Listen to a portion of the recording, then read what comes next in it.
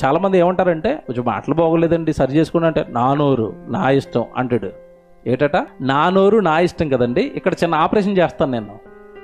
ఏంటి ఆపరేషన్ అంటే, నా నోరు నా ఇష్టం అంటారు కదా. వాళ్ళందరూ పడుకున్నప్పుడు రాత్రిపూట దేవుడు వచ్చి, ఒరే నీ నోరు నీ ఇష్టం అన్నావు కదా, నోరు నాది అని నాలుగులు కట్ చేసుకుని వెళ్ళిపోతున్నాడు అనుకోండి. తెల్లారేసరికి నా నోరు నా ఇష్టం అన్నానికి నాలుగులోంచి వాయిస్ వస్తుందా? బెబ్బెబ్బెబ్బెబ్బెబ్బె. ఇంకా నా ఇష్టం అన్నావు కదా, నా నోటిని నా ఇష్టం అని నీ కొరకు ఎలా వాడుకుంటావు, నాలుగు కట్ చేసాడు దేవుడు. సరేండి, ఎంత దారుణం.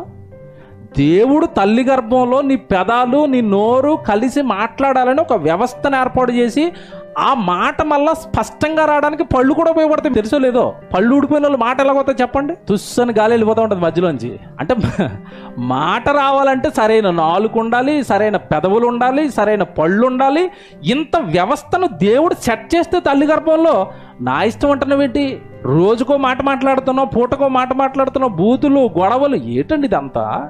నీ నోరు జాగ్రత్త. చాలా మందికి ఇది తెలియలేదండి. నువ్వు మాట్లాడే మాట వలన దేవుడికి కోపం వస్తుందట. దేవుడికి కోపం వస్తే నీ కష్టం వృధా అయిపోతుందట, నీ కష్టం వ్యర్థం అయిపోతుందట.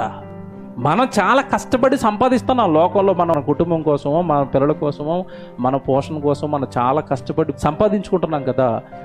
మన నోటి మాటల వలన దేవుడికి కోపం వస్తే మన కష్టం కూడా వృధా అవుతుంది, వ్యర్థం అవుతుంది. మర్చిపోకండి. ఎందుకు నా కష్టం నా చేతిలోకి రావటం లేదు, ఎందుకు నా కష్టం నేను కడుపారా తినలేకపోతున్నాను, ఎందుకు నా కష్టాన్ని నేను అనుభవించలేకపోతున్నాను అంటే ఎక్కడో మన మాటలు ఏవో తేడాగా ఉన్నాయి.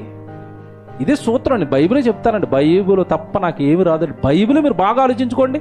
ఎక్కడో నా మాటలు తేడాగా ఉండడం వల్ల నా కష్టం వ్యర్థమైపోతుందా, వృధా అయిపోతుంది. దేవుడు చెప్పాడు కదా, ఆ మాటల వల్ల దేవుడికి కోపం వస్తుందట. ఆ కోపంలో నుంచి మన కష్టం మన చేతికి రాకుండా వృధా అయిపోతుందట. మాటల్లో ఇంత ప్రమాదం ఉందా? మాటల వలన ఇంత డ్యామేజ్ జరుగుతుందా? ఒక పక్క శరీర సంబంధమైన ఈ జీవితానికి డ్యామేజ్ జరుగుతుంది.